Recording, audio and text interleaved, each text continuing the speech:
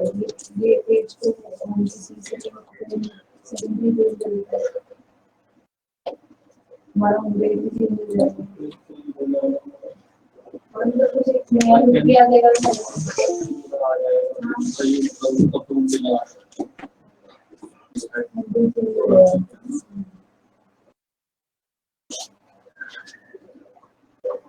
Good afternoon, Animesh. Good afternoon, Swati. Good afternoon, Manisha. Good afternoon, Manu. Good afternoon, Ritesh. Good afternoon, Deepak. Good afternoon सभी लोगों को. Good afternoon, अभी. दीपक अभी तक तो मैंने चेक नहीं किया, अभी आप बोलो, चेक करता हूँ अभी तक तो मैंने. हाँ बिल्कुल आ रही है आपकी आवाज. Good afternoon, उमंग. आपकी भी आ रही है रितेश.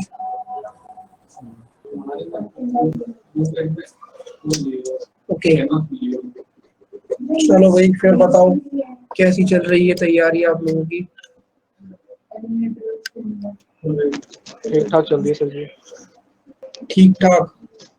अच्छा ओके बताओ फिर क्या डाउट्स हैं आपके. अनिमेश का पॉइंट डिस्कस कर लेते हैं. अनिमेश मुझसे बोल चुका है काफी टाइम पहले. क्या बताएं सर. ब्लड रिलेशन वाला ना. ब्लड रिलेशन वाला देखो सिंपल सा फंडा है. 2 से 4 पॉइंट है, ध्यान रखने. ध्यान क्या रखने वो समझ में आ जाते हैं, कुछ नई चीज नहीं. ठीक है.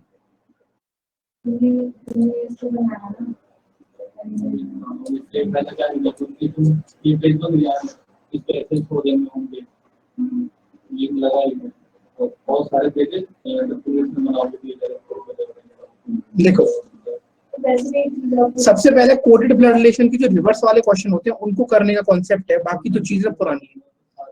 ठीक है. जो क्वेश्चंस हम लोग करते हैं जिसमें हमें पहले रिलेशन दे दिया जाता है डेफिनेट, और फिर हमें पूछा जाता है कि कौन सी पर्टिकुलर इक्वेशन फॉलो करेगी, उसमें हमें 2 चीजों की रिक्वायरमेंट होती है. एक तो होती है आपका जेंडर डेफिनेशन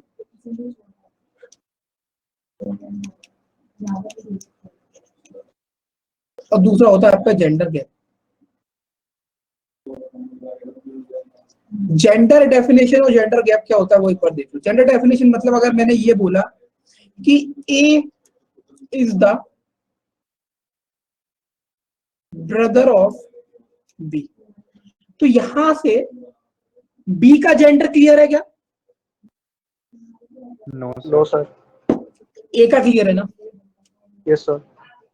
तो मुझे जो भी पर्टिकुलर इक्वेशन इसका करेक्ट आंसर लाकर देगी उसमें इक्वेशन में एक जेंडर होना चाहिए. अगर वो क्लियर नहीं तो पहली प्रायोरिटी एक उस पर्टिकुलर इक्वेशन को बाहर. फिर अब और 3 बच गई तो अब उसको करूंगा मैं जेंडर गैप के थ्रू एलिमिनेट. जेंडर गैप क्या होता है वो मेरी बात को ध्यान सुनना. जैसे कि अगर मैंने बोला A is mother father father in law mother in law uncle aunt of B. क्या बोला मैंने? वॉइस ब्रेक हो रही है. क्या ये इशू सब लोगों के साथ आ रहा है क्या? हाँ सर पहले हुई थी सर जब आप फर्स्ट हाँ पार्ट सर बीच में भी थोड़ी देर पहले हुई थी. एलिमिनेशन करने. अभी हो रही है हुई थी थोड़ी सी. अभी ठीक है. अभी नहीं हुई सर. अभी ठीक है. ठीक है. अगर यहाँ पर ठीक है उमंग अभी हो तो फिर से बता देना. ठीक है. जेंडर गैप मतलब कि अगर यहाँ पर लिखा है कि A is the mother father father in law mother in law uncle aunt of B, इसका मतलब क्या है कि जो ये वेरिएबल है ए, ये बी से एक जेंडर ऊपर रहने वाला है. कहने का मतलब गलत बोल दिया, जेंडर नहीं एक जनरेशन ऊपर रहने वाला है. यस और नो?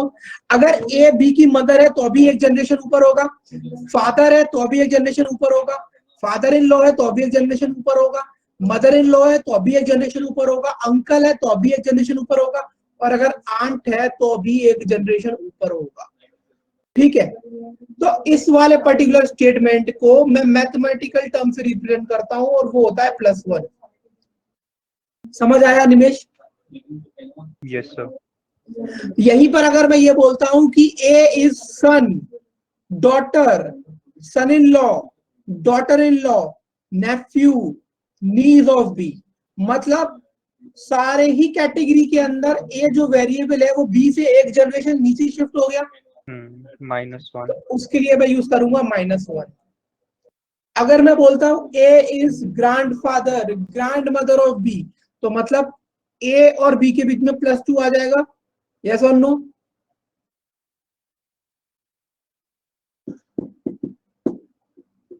अगर मैं बोलता हूं A is grandchild, grandson, granddaughter, तो उस केस में -2 आ जाएगा। अगर मैं बोलता हूं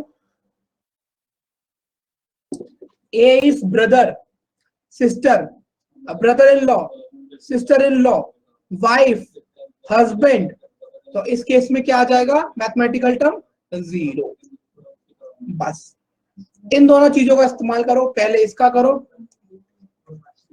उसके बाद इसका करो, आपके 70 to 80% ऑप्शंस एलिमिनेट हो जाते हैं और आप फिर इजीली जो क्वेश्चन बहुत टाइम कंज्यूमिंग लगता है उसको आप जल्दी से जल्दी कर पाते हो। जैसे कि एग्जांपल के तौर पर ले लेते हैं ये वाला क्वेश्चन। अब जैसे ये क्या कह रहा है, which of the following expression indicate R is the sister of H, मतलब कह रहा है कि R is the sister of H, मतलब क्या? पहली चीज, अगर जेंडर डेफिनेशन के लिए जाऊंगा तो आर फीमेल चाहिए मुझे किसी भी कंडीशन में, और यहां पर इन दोनों के बीच में मैथमेटिकल टर्म कितना चाहिए मुझे? 0। सबसे पहले जेंडर डेफिनेशन के हिसाब से जाऊंगा, तो जेंडर डेफिनेशन में एलिमिनेट कब कर पाता हूं? जब जिस वेरिएबल का मुझे जेंडर क्लियर होता है अगर वो उसमें लास्ट में प्रेजेंट होता है तो। जैसे कि यहाँ पर क्या लिखा है, एफ हैश आर, यहाँ पर लिखा है कि F is the father of R, R का जेंडर क्लियर हो ही नहीं पाएगा चाहे कुछ भी कर लो, तो इसे हटा दो। Yes sir. फिर एफ डॉलर आर, डॉलर का मतलब यहाँ पर क्या है कि वो मदर है, तो एफ का जेंडर ठीक है बट आर का वापस से क्लियर नहीं हो पाएगा, तो ये भी गलत हो गया। ए और डी हो जाते हैं एलिमेंट, अब बचता है बी और सी। अब जब पहले ए और डी आपके एलिमेंट हो गए किस रूल से? जेंडर गैप से, अब सॉरी जेंडर डेफिनेशन से। अब बी और सी को चेक कर लो पहले जेंडर डेफिनेशन से। अगर आप इसको चेक करोगे तो जैसे कि अगर मैं बी को देखता हूं तो परसेंटेज का मतलब क्या होता है? डॉटर, मतलब नीचे चला जाएगा -1। एट द रेट का मतलब होता है हस्बैंड माने कि 0, और डॉलर का मतलब होता है मदर यानी कि +1। यस, +1। तो इसका यस सर। जो रिजल्टेंट आएगा वो आएगा 0, मतलब ये वाला ऑप्शन मेरा सही हो सकता है। माइंड माई वर्ड्स, मैं कह रहा हूं सही हो सकता है। सी को देखेंगे, डॉलर है मतलब मदर यानी कि +1, एट द रेट हस्बैंड यानी कि 0, हैश यानी कि फादर मतलब +1, ये रिजल्टेंट दे रहा +2, तो ये तो हो ही नहीं +2। सकता, तो सी भी चला गया। अब बात ये आती है, क्या सर हम लोग डायरेक्ट बी को निकाल कर बी को टिक करके आगे बढ़ सकते हैं? तो देखो ऑप्शन के संग एक ई भी है, नन ऑफ दिस। आप ए सी और डी को तो एलिमिनेट कर चुके, अब बात आती है कि बी और ई में 50-50 केस बनना है, ठीक है? पहले 50-50 नहीं लगा सकते थे क्योंकि वहां पर 5 ऑप्शन थे, अब यहाँ पर सिर्फ 2 ऑप्शन है तो 2 ऑप्शन 50-50 लग जाएगा।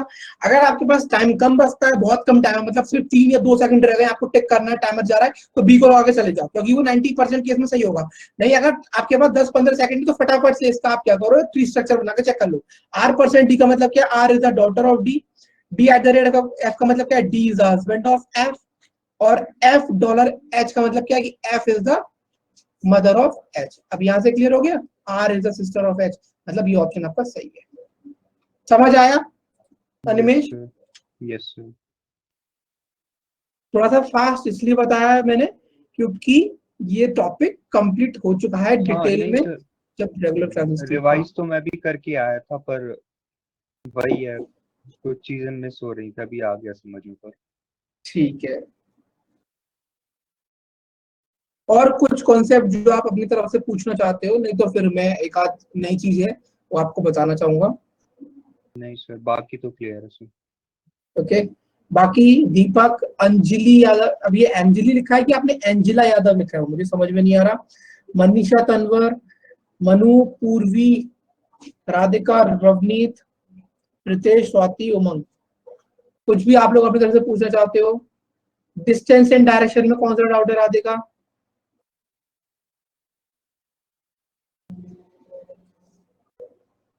मतलब पर्टिकुलर क्या डाउट है?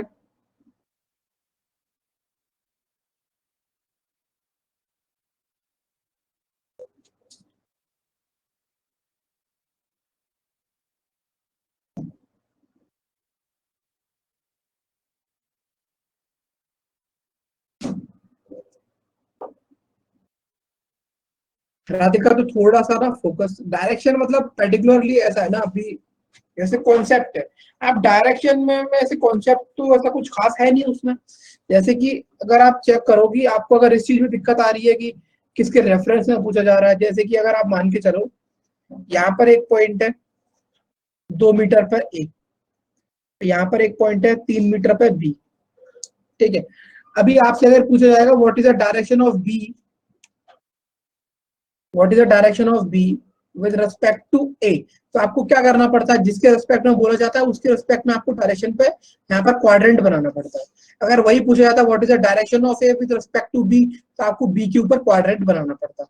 सिंपल सा इसमें लॉजिक, और ज्यादा कुछ खास नहीं है।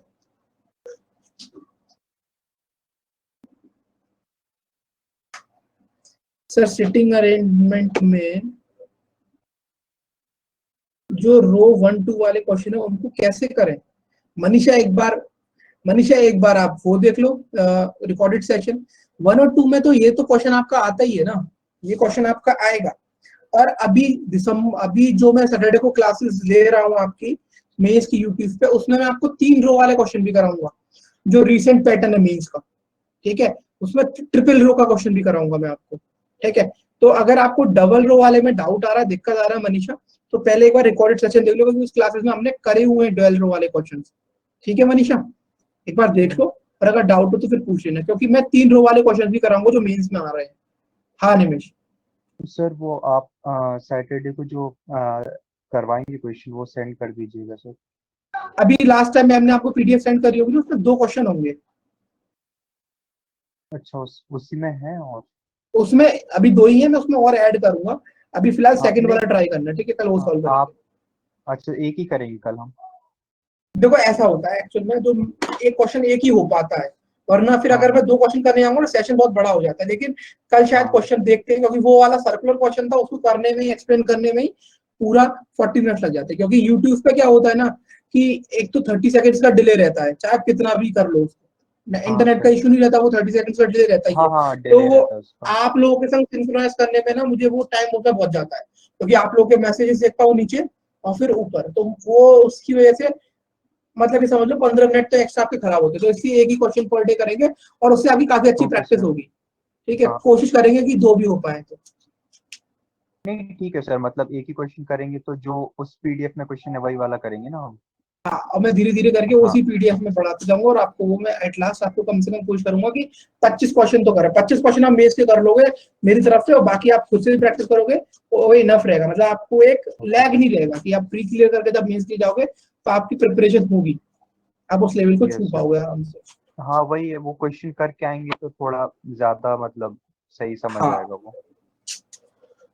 ठीक है, चलो। इनइक्वालिटी में ना कुछ क्वेश्चंस अभी ऐसे मेंस में एक आध देखने को मिले थे, तो वो उसमें कुछ खास नहीं था, थोड़ा सा डिफरेंट था, तो वो मैं आपको कराना चाह रहा था, ठीक है। वो देखते हैं, ठीक है। हाँ बोलिए दीपक।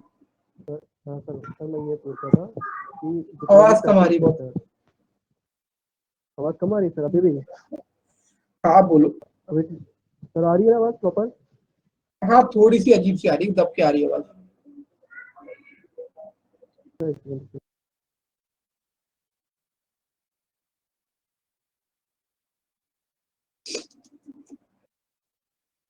देखो सर अभी प्रॉपर है? हाँ बोलो। सर मैं ये बोल रहा था कि जितने भी रीजनिंग के टॉपिक्स हैं तो सर सब मतलब सारे टॉपिक्स को डेली करें या सर मतलब कैसे करें मतलब? नहीं डेली तो कुछ नहीं है, आप सिलेबस कंप्लीट करो सबसे पहले, ठीक है। उसके बाद फिर बार बार रिवाइज करने की जरूरत नहीं, उसके बाद मॉक टेस्ट लगाओ, वो ज्यादा इंपॉर्टेंट है आपके लिए। मॉक टेस्ट सर से जैसे ज्यादा सेटिंग इंपॉर्टेंट कुछ अरेंज, भी नहीं है। सर जैसे सेटिंग अरेंजमेंट है, पजल वगैरह है, तो हम्म। सर मतलब ये तो है कि हाँ सर इसका मतलब कॉन्सेप्ट क्लियर हो गया सर, और क्वेश्चन हो भी जाते हैं, और सर बाकी जो टॉपिक्स हैं तो सर मतलब उनके मतलब कैसे 2 2 3 3 क्वेश्चन रेगुलर बेसिस पे करते रहें या सर मतलब एक दिन पूरे उसी टॉपिक को दें? सर मतलब ये थोड़ा मेरा दिक्कत है। नहीं मैं तो बोलूंगा जब एक बार आपका सिलेबस कंप्लीट हो जाए तो मिक्स ग्रुप ऑफ क्वेश्चंस लगाना स्टार्ट करो, क्योंकि चैप्टर वाइज रिवीजन करना थोड़ा सा मैथ में और रीजनिंग में थोड़ा वैलिड नहीं है। देखो मैं एक चीज इसलिए बोलूंगा कि अगर आपको प्रैक्टिस करनी है रोज 1 1.5 घंटा, तो मिक्स क्वेश्चन की प्रैक्टिस करो, चाहे वो रीजनिंग हो चाहे मैथ हो। बाकी अगर कोई थ्योरिटी का सब्जेक्ट होता है तो उसकी बात एक अलग होती है, लेकिन मैथ और रीजनिंग का रिवीजन करने का बेस्ट तरीका होता है कि सारे टॉपिक्स के मिक्स क्वेश्चन प्रैक्टिस करो रोज, वो सबसे बेस्ट हाँ तरीका। सर, मेरा भी यही अप्रोच था कि मतलब मिक्स ही किया जाए तो सारी चीज़ें रहती हैं दिमाग में। Okay sir, thanks a lot. चलो इसका आंसर बताओ जो आपकी स्क्रीन पे क्वेश्चन है।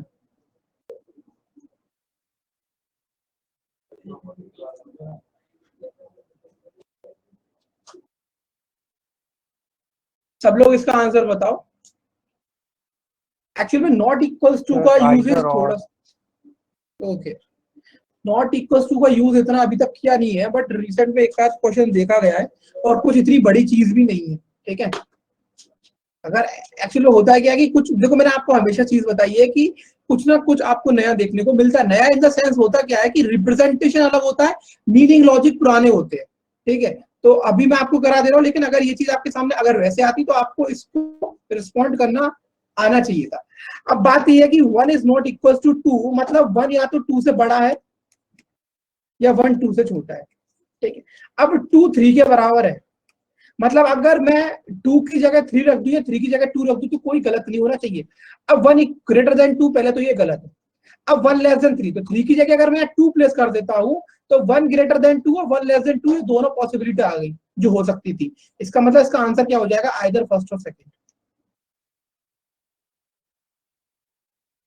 समझ आया ये पॉइंट सभी लोगों को? Yes sir. Yes sir. Yes sir.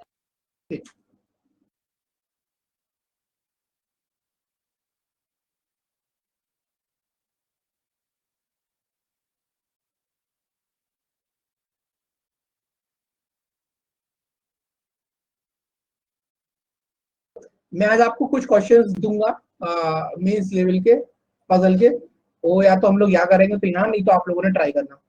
4 से 5 क्वेश्चन है, 3 या 4 है, कुछ ऐसे क्वेश्चन है। Sir, none follows. ओके, अब यहाँ पर क्या है, 1 2 के बराबर नहीं है और ना 2 3 के बराबर है, मतलब इंडिपेंडेंट होगा एक तरीके से। अब बात आती है 1 इज ग्रेटर देन 2, ठीक, 1 is less than equal to 2। अब ये इक्वल का साइन तो कभी आएगा ही नहीं ना इनके बीच में।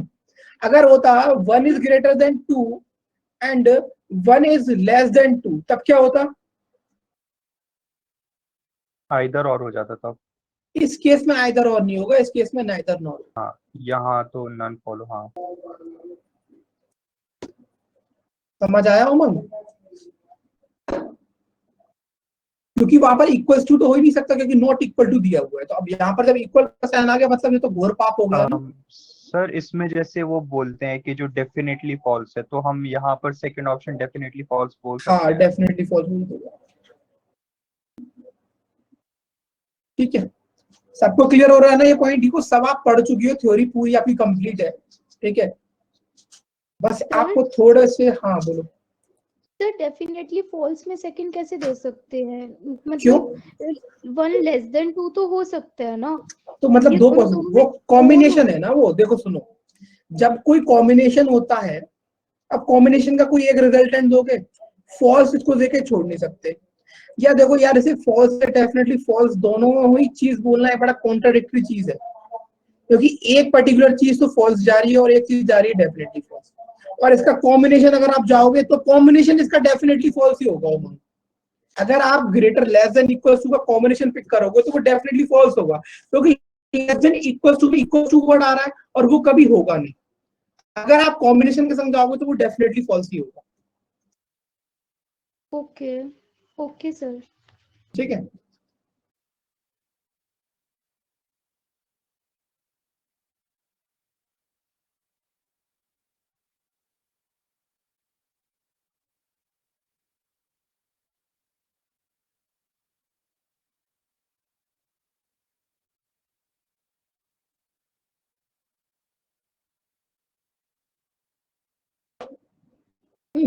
सेकंड फॉलो होगा। सेकंड फॉलो, पहली चीज तो यहाँ पर 1 और 3 के बीच में कोई रिलेशनशिप ही नहीं बन पाएगा। Yes. अब आप देखो यहाँ पर नंबर लाइन के हिसाब से, अगर आप 1 और 2 के बीच में इक्वल नहीं है तो एक बात सुनो, 1 2 से बड़ा हो सकता है या 1 2 से छोटा हो सकता है, ठीक है। अब 2 3 के बराबर नहीं है, अरे 2 3 के बराबर नहीं है तो 3 को तो यहाँ भी प्लेस किया जा सकता है ना, 1 के 3 के बराबर, मतलब 1 ग्रेटर देन 3 है 1 लेस देन 3, ये आइदर और तब लगेगा जब इसमें तीसरा कॉम्बिनेशन और आ जाता, तब लगता है इसमें आइदर और, क्योंकि 1 और 3 इंडिपेंडेंट है, समझ रहे हो इस बात को? आप 1 और 2 के बीच में बोल रहे हो नॉट इक्वल टू है, मतलब 1 या तो 2 से बड़ा होगा, है ना, या तो 1 आपका 2 से बड़ा होगा या 1 छोटा होगा। अब बात आती है 2 और 3 की, 2 और 3 भी क्या है, एक दूसरे के इक्वल नहीं है, तो 2 3 से बड़ा हो सकता है और 3 2 से बड़ा हो सकता है। जब 3 2 से बड़ा होगा तो 1 के इक्वल भी तो जा सकता है, वो 1 के आगे भी तो आ सकता है, वो 1 और 2 से पीछे बीच में भी तो रह सकता है।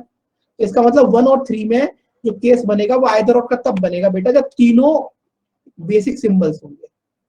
समझ आया? हड़बड़ी में नहीं रहना, इन सिंबल्स के संग गड़बड़ी होने की ज्यादा चांसेस रहते हैं, इसलिए थोड़ा पेशेंस के संग आंसर करना। समझ आया?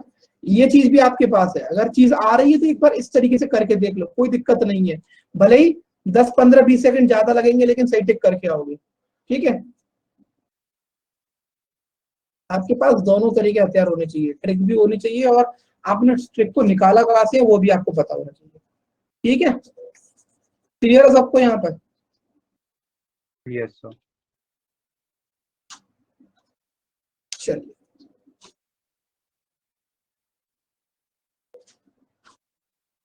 अब इसके पहले सिंबल्स की मीनिंग समझो, पहले एक बार क्वेश्चन को देखो, है ना? 1 इज इक्वल टू 2, 2 इज, मैं रीड कर रहा हूं ना, इसको समझना, 1 is equal to 2, 2 is not less than 3, 3 is equal to 4, 5 is not greater than 6, 6 is equal to 7 and 7 is not greater than equal to 1। अब बात आती है कि सर इसको हम सिंपल तरीके से कर सकते हैं, तो तरीका देखो क्या है, 1 इक्वल टू 2, अब यहां क्या लिखा है that 2 is not less than equal to 3, it means 2 can be greater than equal to 3, yes sir। 3 is equal to 4। अब क्या है, 5 is not greater than, it means 5 can be less than equal to 6, 6 is equal to 7, 7 is not greater than equal to 1 means 7 is less than 1। हो गया convert ये simple equation में, हो गया convert, हाँ या ना? Yes sir. ठीक, सुनना पूरी बात, ध्यान से सुनना, 5 is not greater than 3, इसका मतलब 5 is less than equal to 3, 1 is not less than equal to 6, इसका मतलब 1 is greater than 6, 1 is not less than 4, इसका मतलब 1 is greater than equal to 4, 5 is not greater than equal to 1 means 5 is less than 1। एक तो ये तरीका आपके सामने है और ये तरीका आप जानते हो, बच्चों का खेल है, ठीक? अब इस बच्चों के खेल में आंसर क्या होगा फटाफट से बता दो मुझे।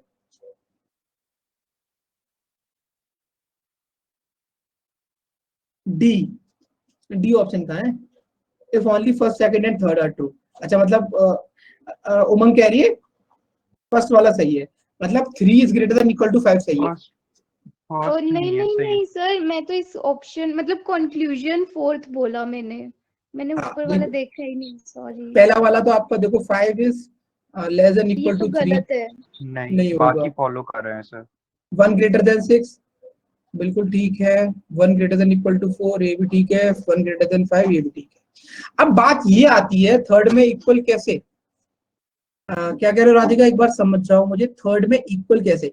राधिका थर्ड कंफ्यूजन में लिखा है 1 इज नॉट लेस देन 4, मतलब जो 1 है आपका वो 4 से छोटा नहीं है, तो अब अगर छोटा नहीं है तो बड़ा या बराबर हो सकता है, राइट राधिका? समझ आया? ठीक, अब बात आती है कि सर जब ऐसे ही हम कर सकते थे तो आप क्यों बताया कि इसमें कुछ नया है, इसे कर तो हम भी सकते थे, राइट? आप भी तो कर सकते थे, मैंने इसमें क्या नया बताया आपको? अब सुनो, तो इसमें टाइम लगेगा ना आपको, लगेगा नहीं लगेगा बताओ? कुछ नहीं तो 10 15 20 सेकंड ज्यादा लगेंगे ना, और वो ज्यादा होते हैं, मैटर करेंगे पेपर के टाइम पे। अब आपको एक चीज सब लोगों ने पढ़ी है, बॉक्स, बॉक्स पढ़ा है? बॉक्स याद है आपको सबको? बताओगे जरा। Yes sir. मैं वही सोच रहा था, क्रॉस रिलेशन रहेगा ना। हाँ, greater than, less than, greater than equal to, less than equal to, इससे इतना फर्क नहीं पड़ेगा। अब इस बॉक्स में नॉट बना लो, ग्रेटर देन है ना, तो अगर ग्रेटर देन को रिप्रेजेंट कैसे करोगे, less than equal to not, less than को रिप्रेजेंट करोगे greater than equal to not, greater than equal to को रिप्रेजेंट कैसे करोगे, less than not, greater than not, equal to को रहने दो ऐसे रहे। आगे बात समझ में, बात समझ में आ गई यहां तक?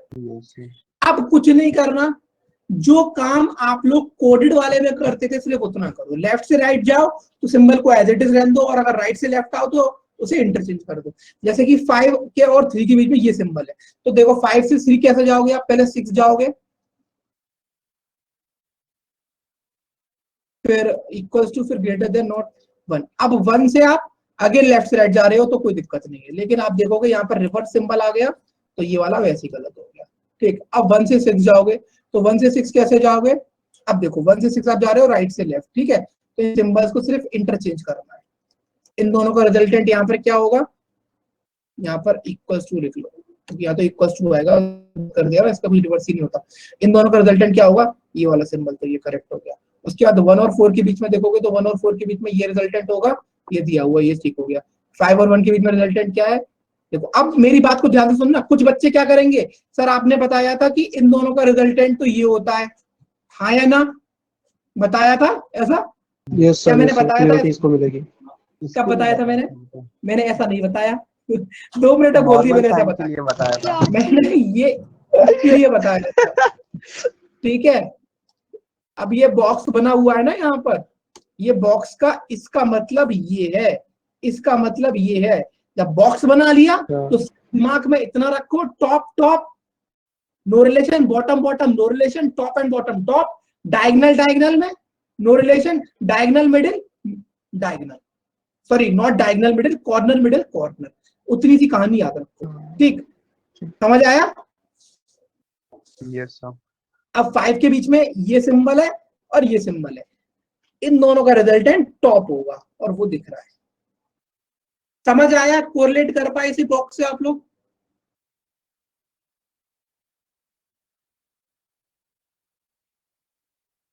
मजा आया कुछ? सेम ही है ना, मतलब Yes, रूल्स तो सेम ही है, बस साइंस मैंने चेंज हुए। क्या बोला उमंग, एक चीज बताओ, अगर इसमें कुछ भी नया लॉजिक होता तो वो पहले नहीं पढ़ाता मैं? सिर्फ एक क्वेश्चन का अपग्रेडेशन है ये, ठीक है, जो अगर मैं आपको बता भी रहा हूं और भी ठीक नहीं बताता तो बेटा मेंस के लिए आपको प्रिपेयर रखना पड़ेगा अपना दिमाग, क्योंकि कोई ना कोई टॉपिक आपका अपग्रेड होकर आएगा, ठीक है। वो मुझे भी नहीं पता, अगर मैं भी एग्जाम दूंगा तो मैं किसी से, मुझे ऑब्वियसली बात है वो चीज मुझे भी नहीं पता, वो डिपेंड करेगा कि ऑन द स्पॉट उस पर्टिकुलर क्वेश्चन के साथ मैं अपने बेसिक्स के साथ किस तरीके से ट्रीट करता हूँ, या कुछ किस तरीके से उस पर्टिकुलर क्वेश्चन को मेंस में हैंडल करता हूँ। कुछ ना कुछ एक टॉपिक से नया आता ही आता है, वो तो सबसे ज्यादा अपग्रेड होता है निमेश, कोडिंग डिकोडिंग।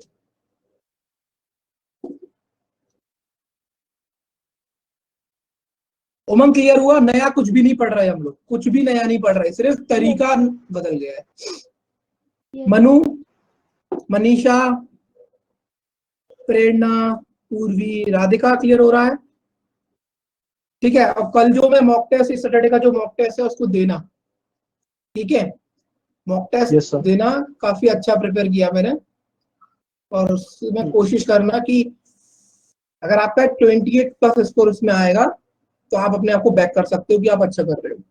कल का जो मॉक टेस्ट है मैंने आपको टारगेट भी दे दिया, तो 28-30 अगर लाते हो तो आप उससे अपने आप में बैक कर सकते हो, 30 लाओगे तो अपने आप को बैक कर सकते हो। हार्ड नहीं है, थोड़ा सा ट्रिकी बनाने की कोशिश करिए, क्योंकि हार्ड नहीं आता प्रीलिम्स में, ट्रिकी आता है। हार्ड तो फिर सिर्फ उसमें चलता है मेंस में। हाँ, lengthy can be termed as hard, क्योंकि ऑब्वियसली बात है कि वहां पर टाइम का फैक्टर इतना इंपॉर्टेंट है, तो अगर उसी को आप लेंदी कर दोगे तो वो इक्वल टू हार्ड हो जाएगा, ठीक है। चलो कुछ क्वेश्चंस की इनकी प्रैक्टिस कर लेते हैं। चलो ये वाला क्वेश्चन देखो, बॉक्स से करने की कोशिश करना है इसे, ठीक है।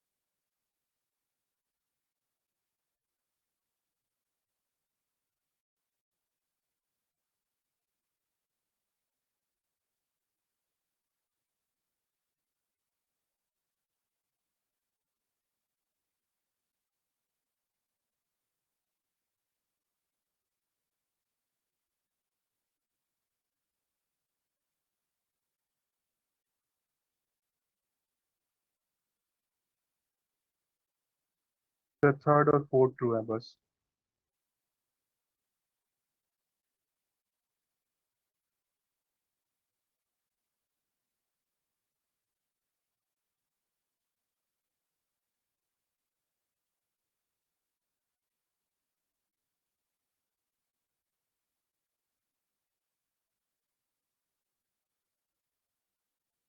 ठीक है, 5 not greater than equal to 2, तो 5 से 2 आप अगर आप जाते भी हो तो जाने का कोई लॉजिक नहीं बनता, क्योंकि यहाँ पर वो आपको सिंबल नहीं मिल रहा।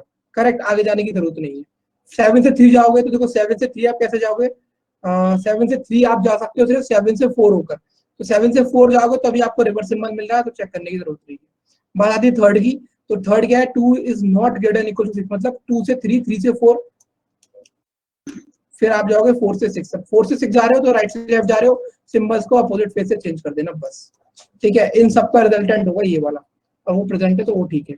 उसके बाद 5 और 1, तो 5 से 1 कैसे पहुंचोगे, 5 से 4 जाओगे, 5 से 4 जाना पड़ेगा, और उसके बाद 4 से आपको जाना पड़ेगा 1, तो 4 से 1 जाओगे तो आप जा रहे हो राइट से लेफ्ट, सारे सिंबल्स को क्या करोगे, चेंज कर दोगे उनके अपोजिट वाले सिंबल से, तो इनका रिजल्टेंट होगा ये, वो प्रेजेंट है, इसका मतलब ये ठीक है। तो आपका आंसर क्या हो जाएगा, if only conclusion third and fourth are true. ठीक, चलो समझ में आया बेटा सब लोगों को, रवनीत, रितेश, स्वाति, पूर्वी, मनीषा?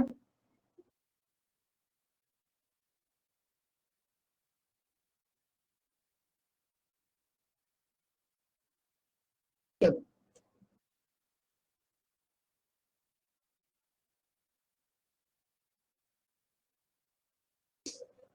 इसका भी आंसर कर दो। ठीक है रितेश।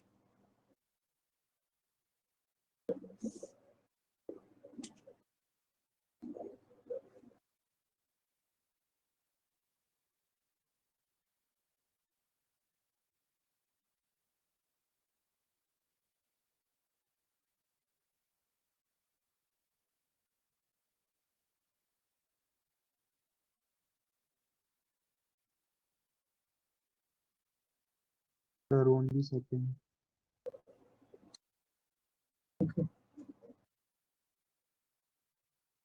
1 से 5 जाओगे आप, 1 से 2, 2 से 3, 3 से 5, ठीक है वो तो करेक्ट है। उसके बाद 5 से 2 जाओगे तो 5 से 2 चले जाओगे, 5 से 3 चले जाओगे, बट फिर वो सिंबल चेंज हो जाएगा। 5 से 2 जाने के लिए आपको 5 से 3 जाना पड़ेगा, फिर 3 से 2, तो ये रिजल्टेंट आएगा, तो ये तो गलत हो जाएगा, ये ठीक है। ठीक है, थर्ड क्या है, 2 ग्रेटर देन इक्वल टू 3, तो 2 और 3 के बीच में नहीं है, तो आपका करेक्ट आंसर हो गया भाई। ठीक, तो ये कुछ नया पैटर्न था विद पुराना लॉजिक। ठीक है, उम्मीद करता हूँ समझ में आया होगा। कोई और चीज, कोई और समस्या किसी की? ठीक है, अपने डाउट्स आप जो भी आपका पजल या सिटिंग अरेंजमेंट जो आपसे सॉल्व नहीं हो रहा, ठीक है, आप लोग प्रैक्टिस करोगे तो वो रोमा मैम को पर्सनली भेजा करो, ठीक है, अपने नाम के साथ, और वो क्वेश्चन मेरे पास आ जाएगा और उसका सॉल्यूशन भी आप तक पहुंच जाएगा। ठीक है, ग्रुप्स में सेंड करोगे तो वो क्वेश्चन भटक जाएगा, खो जाएगा। अगर आप चाहते हो कि वो मेरे तक आए तो आप रोमा मैम को पर्सनली भेजो वो क्वेश्चन, तो मुझे मिल जाएगा और आपका सॉल्यूशन भी उसको आपको रेगुलर बेस पे मिलता रहेगा। ठीक है, और बताओ कोई दिक्कत, कोई परेशानी किसी को?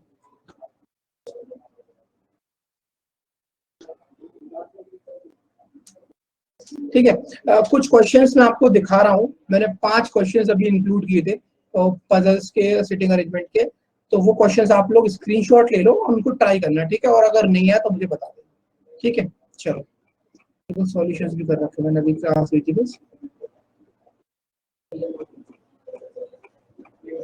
सर ये पीपीटी शेयर करवा दो ना। हाँ ये शेयर करता, बट आपको फिर पता नहीं चलेगा ना कौन से मैंने क्वेश्चंस रिप्लेस करे हैं इसमें। अच्छा ठीक है। ठीक है, एक तो ये क्वेश्चन है,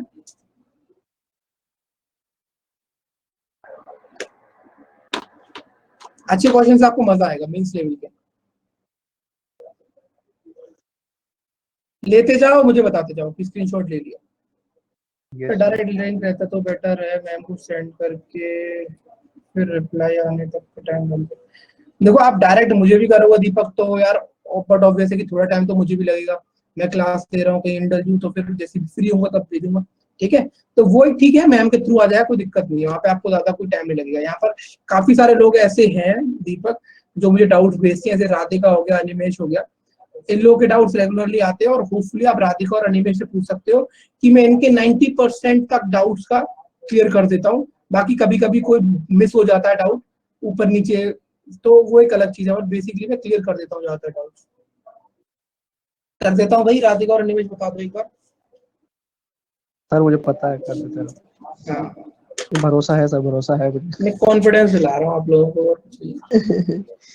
नहीं सर, वो तो है ही। चलो क्वेश्चन नंबर 9 के बाद अब आप ले लो क्वेश्चन नंबर 10।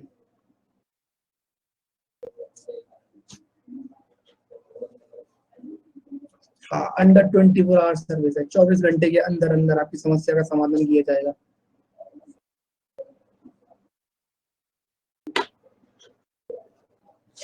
ठीक, क्वेश्चन नंबर 10 के बाद आता है अगला सवाल आपका।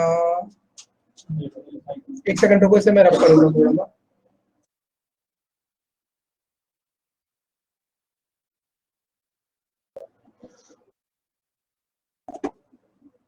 मेरे को इसका तो स्क्रीन सेट करनी पड़ेगी, ठीक है। जूम करके कर लेना, ले लो इसका स्क्रीनशॉट। काफी बड़ा क्वेश्चन था तो इसमें आ नहीं पाया ये।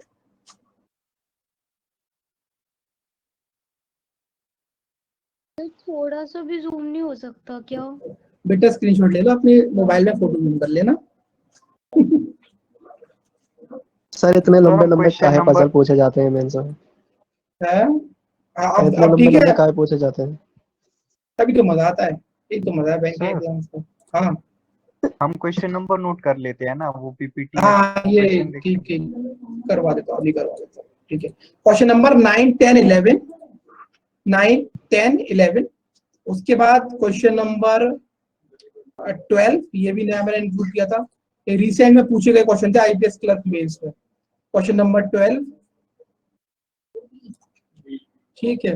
उसके बाद ये पुराना था, उसके बाद क्वेश्चन था क्वेश्चन नंबर 19, ठीक है।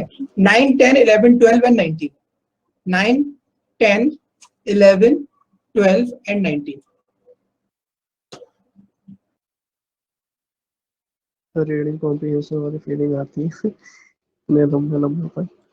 होंगे राधिका, देखो मैक्स टू मैक्स क्या है कि वहां पर ऐसे अगर 4 आते हैं, ठीक है, देखो 5 आएंगे ज्यादातर, तो उसमें से समझो 5 में से आपके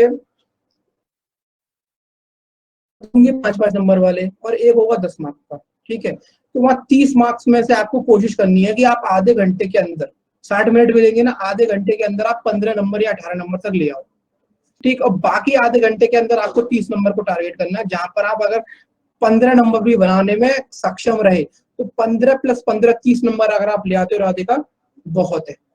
मेंस लेवल की रीजनिंग अगर आप 30 नंबर ले आते हो बहुत है, ठीक है, बहुत ज्यादा है, बहुत अच्छा स्कोर होगा, ठीक है। और कोई दिक्कत इस तरह की, देखो टाइम कंज्यूमिंग तो है, क्योंकि आपको मेंस लेवल का अगर 10 नंबर का पजल आता है तो आपको देखो आइडल टाइम में मान के चलो 10 से 12 मिनट में भी अगर सॉल्व करते हो तो भी एक अच्छा टाइम है, क्योंकि 10 मार्क्स का पजल इतना आसान नहीं होता, वो बहुत घुमाता है, ठीक है। 5 मार्क्स वाले जो आते हैं उनको आप 7 से 8 मिनट में कर पाओगे।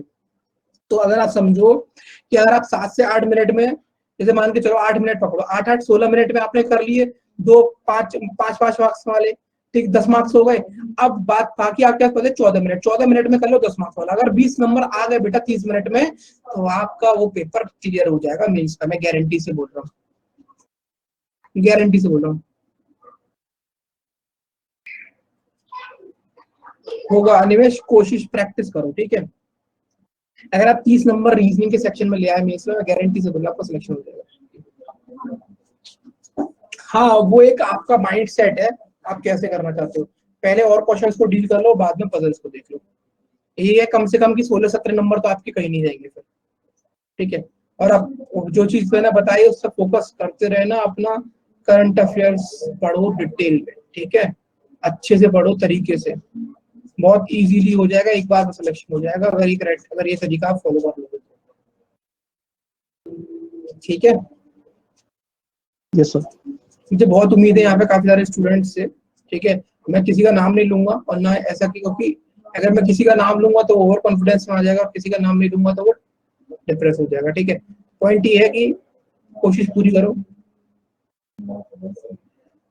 वो तो एक्चुअल में ऐसा होता है कि अगर आपका देखो वो क्लर्क में नहीं होगा, ठीक है, क्लर्क में नहीं होगा, एसएससी में नहीं होगा, तो पीओ का फिलहाल रिसेंट में कोई नहीं, पीओ की पोस्ट में सब में इंटरव्यू होता है, क्लर्क में नहीं होता ना एसएससी में किसी में होता।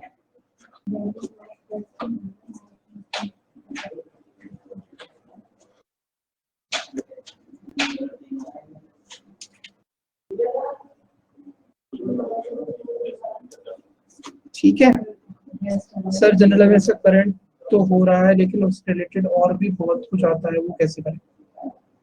उससे रिलेटेड बहुत कुछ आता है। देखो एक चीज बताओ मैं आपको, अगर न्यूज है तो उसकी डिटेल आपने न्यूज पढ़ ली, ठीक है, अब उसकी डिटेल्स कलेक्ट करना राधिका आपके पास गूगल है, आपको जो भी लगता है कि पर्टिकुलर क्वेश्चन आप कवर कर। देखो मैं एक चीज बताऊं, बैंकिंग में 40 क्वेश्चन अगर आते हैं, अभी समझो एसबीआई क्लर्क आएगा आपका रिसेंटली, उसमें 50 क्वेश्चन आएंगे, करंट 50 क्वेश्चन आते हैं जनरल अवेयरनेस सेक्शन में, 35 क्वेश्चन श्योर शॉर्ट आपके लास्ट 4 महीने से होंगे और 4 महीने के करंट से होंगे, 35 नहीं 40 क्वेश्चन, ठीक है।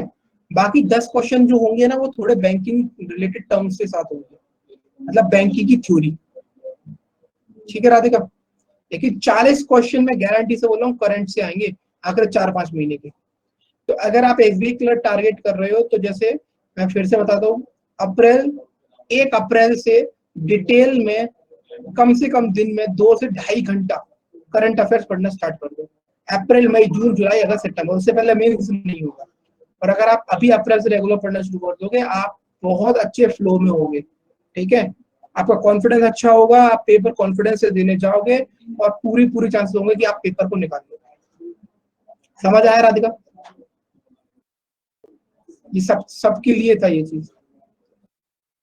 मैं मानता हूं ये बात कि करंट ऐसी चीज है जो इनफाइनाइट होती है, बट स्टिल अगर आप अच्छे से टाइम दोगे 2-2.5 घंटा दिन में, आप 80% करंट कवर कर पाओगे। अगर आप 50 में से 25-30 नंबर ले आए तो मैं आपको लिख कर दे सकता हूँ, आपका सिलेक्शन हो जाए,